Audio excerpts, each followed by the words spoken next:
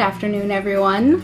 Welcome back to Witchtember, day 4, September 4th. How are we doing today? This is a little bit of an afternoon break, and today my brew is the LaCroix Limoncello. I love this. This is one of my favorite ones. Loving doing these little daily vlogs and updating you guys, and it's just fun as like a little log for myself to look back on and see what witchy books I was reading, what I thought about them, so that when I start reading witchy books again next year, I have this to reference to. So I hope you guys are finding these helpful. If this is your first time here, hi, I'm Cass. I'd love for you to come hang out with us. Basically, if you like books and coffee, you're in the right place. So make sure you hit that subscribe button below. And today we are going to talk about a new book. I finished it not yesterday, but the day before. I stayed up like super late to finish it because I was really invested in it. There was a large mystery element to it. Today has been relatively uneventful. I did not sleep well last night. Insomnia killed me. If you are going through perimenopause or menopause, raise your hand. So much fun, you guys. So I'm basically just trying to get through the day and finish my work and be mom, even though I just want to crawl into bed and go back to sleep. Anyways, let's talk about the book that I finished that I wanted to share with you guys. It's called The Book of Witching by CJ Cooke. I don't know what to do with them. I swear they know when I'm filming and they're like, oh, let's run around and like knock things over and be really noisy. I don't know what it is. Okay, so CJ Cooke wrote The Book of Witching. She's written a few other witchy books, and it looks like she has a brand new one coming out like next month that I've heard nothing but really good things about. So after reading this one, I'm really excited to pick that one up, and I plan to as soon as it's released. The tone of this one is mystical, mysterious, kind of creepy, dark, witchy vibes. It's a dual timeline so it's got a historical, it's like got elements of a historical fantasy, but also we have present times with like fantasy or magical realism, okay? I wouldn't say this is terribly hard to grasp. As far as what level of fantasy it is, I would say it's just like in that low to medium range. So it's very accessible if you're worried about that and you just want like the witchy books, you want like a witchy fiction book, this would be great. I listened to the author's note at the end. I would highly recommend that you read it if you pick up this book, because she did a lot of research and she talks about her inspiration for the book, and a lot of the elements of the book are historically true and accurate or inspired by historical events, which I found really interesting. That made me appreciate the book so much more. But basically, what is her name? So we are following one woman in the 1500s, and we're in like Scottish Isles. So we're like on a little island near Scotland. We are in the thick of like the witch hunts, okay? Our main character in the 1500s, her name is Allison. She's married, she has 2 kids. She's descended from the Driscoll, which is basically like a tribe of healers that also were accused of doing witchcraft because they were practicing like natural medicine and stuff. And they did believe in some like magical elements like making charms and different rituals to prevent or heal illness. So Allison left the Driscoll to marry outside of it because otherwise she had to marry somebody within the tribe. She married for love and she left the Driscoll, but her mother really wants her to be involved, wants her children to be involved. And she was raised to learn all of these rituals and charms and spells, if you will. And then in present day, these 2 teenagers are found after a fire on one of the Scottish islands. And one of them is dead, one of them is in the hospital with severe burns, and the third one is missing.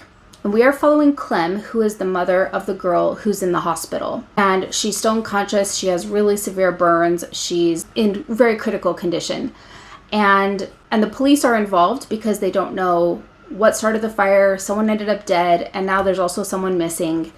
And so they're asking her mom all of these questions, and she doesn't really know anything about the things that they're asking. She just thought that her daughter was going on a trip with her friends to go hiking, and go to like these islands where she found out she has some of her like ancestry, and that's basically it. She just thought it was like a getaway, right? But now it seems like there was a whole lot more to it, and she knows nothing about it, and she's trying to solve the mystery of her daughter, because right now her daughter is a major suspect because she's the only one that they have in custody. She's the only one that they know for sure is alive.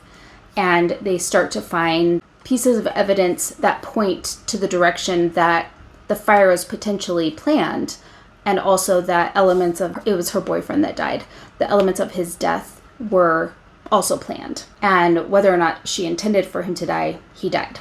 So her mom is obviously very worried. This seems totally out of character for her daughter, and she also doesn't want her getting charged with murder. She knows that she loved her boyfriend. She also had a baby at a young age. I think she was 17 or 18 when she had the baby.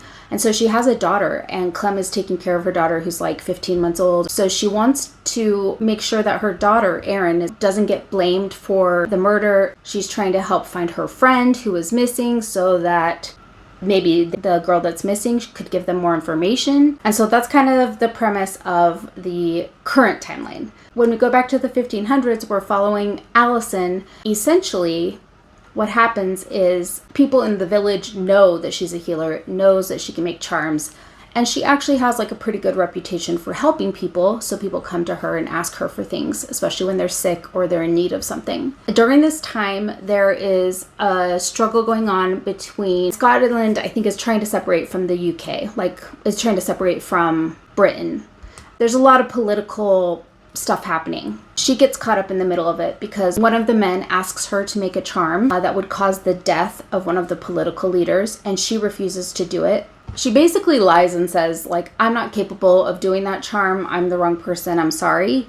And she doesn't tell anybody about it, but that person ends up dead. And now suddenly the men who asked her for the charm are coming after her, accusing her of murder, accusing her of witchcraft. They want her to take the fall for the murder that she refused to participate in. And now they're coming after her, accusing her of witchcraft. And so we're following her through that whole trial. She's also trying to solve a murder because she's trying to understand what happened to the guy that was killed, what the motivations might have been, how she can possibly get out of this alive, because she understands the gravity that, you know, in that time, like, first of all, they're in the middle of the witch hunts, but secondly, women had like very little standing in society. So she knows that if she tells them that he had asked her in secret to make a charm to kill that guy, that no one would believe her, and they would just think that she was just making stuff up because she was guilty. This book ignited female rage in me. Oh my gosh, the rage. Because in the 1500s, we're closely following the political leaders, like the royalty, the political leaders, and the church, like the heads of the church. And there's just this whole, it's so corrupt. And the women always took the fall. The women took the fall because all they had to do was accuse them of witchcraft. If they denied it, then they were unholy, and that was proof that they were a witch.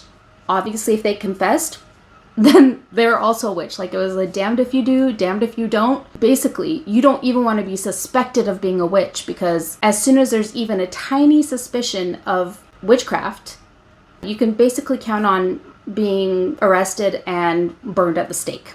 We follow interviews with her. We follow the awful way they treated the women who were accused of witchcraft, the conditions they were being kept under, the types of like trials and exams and things that the men put them through. And it was heartbreaking and also enraging. And it just really made me want to smash the patriarchy. And I also was like, how are we still dealing with powerful men getting away with corrupt things and people not listening to women, and women being accused of being liars when they come forward with information that is damning to men? It's still happening, and that just drives me crazy. So this book had a lot of intrigue. I was like on the edge of my seat. I stayed up late to finish it the other night. I had to know what happened. I wanted to put the pieces together. And I'm usually pretty good at like seeing plot twists coming or solving mysteries. This book surprised me. There were parts I could not figure out what happened, or like what the angle was, or how it was going to turn out, what the outcome was going to be. So I really enjoyed that aspect of it. And again, I think it just drew a lot of parallels. It just illustrated the progression of patriarchal societies over the last century. And sadly, I just don't think we've come as far as we should have. The woman, Allison, who was the main character in the 1500s, she was actually inspired by a real person. And I won't share anything else because it would be spoilers, but I 100% recommend reading the author's note at the end and learning about the inspiration and the true historical events that happened at that time and the evidence and kind of stories that the author learned about while researching for this book. I loved it. I gave it 4.5 stars. I didn't get like that 5-star feeling, but I really loved it and I would highly recommend it. It's a great witchy book and I love learning about the trials, even though it enrages me. And it makes me so sad because it's just heartbreaking to see what those women went through and knowing that they were like basically helpless. But I think we owe it to them. I think we owe it to the women who were accused of and also executed for witchcraft, because it should have never happened. So I like books that honor those women and honor the legacy. I've already pre-ordered her book that is coming out next month, which I think is called like The Last Witch or The Witch, something. It's shorter. It's really short. And then there's one other one. I think it's called The Lighthouse Witches. And I've actually had that on my TBR for a while, and I didn't realize it was the same author till I was already reading this book. So now I definitely want to pick up The Lighthouse Witches. So I will keep you guys updated about that. After I finished that book, I started my arc for The Curse That Binds, which is the 3rd installment in the Bewitched series by Laura Thalassa. And I had the audiobook from NetGalley, and so I listened to that all day yesterday, and I actually just finished it this morning, and it was really good. But I will talk to you guys more about it tomorrow because we're getting close to after school time. Things are about to get crazy here. So I did record my reactions to the book, so I will include that in my vlog tomorrow so you can see my reactions to The Curse That Binds book. But okay, so as I was saying, my kids are starting to come home from school, so I'm gonna get interrupted a million times, so I gotta go. I don't have time to talk anymore about it today, but I am also starting Neverkeep by the same authors as the Zodiac Academy, and I haven't read the Zodiac Academy, so I'm hoping it's okay that I'm reading Neverkeep, but I just heard really good things about it by people that I trust. It looks like it takes place in a fae world, but from what I can tell, there are witches or like witchcraft, magic in there, and one of the characters is referred to as a witch, although I think she's actually just a fae and they call her a witch like a nickname. But regardless, I'm justifying it because I really want to read this book. So I'll keep you guys updated about that, let you know how witchy it actually is. But I mean, either way, fantasies are great to read in the fall time, so it's still a fantastic fall pick just for vibes. Anyway, okay, cheers. We are almost to Friday, which means we are almost to the weekend, which I'm so ready for. Even though this is a short week, it feels super long to me for some reason. I don't know why, but it's just gone by very slowly and I am ready for it to be the weekend.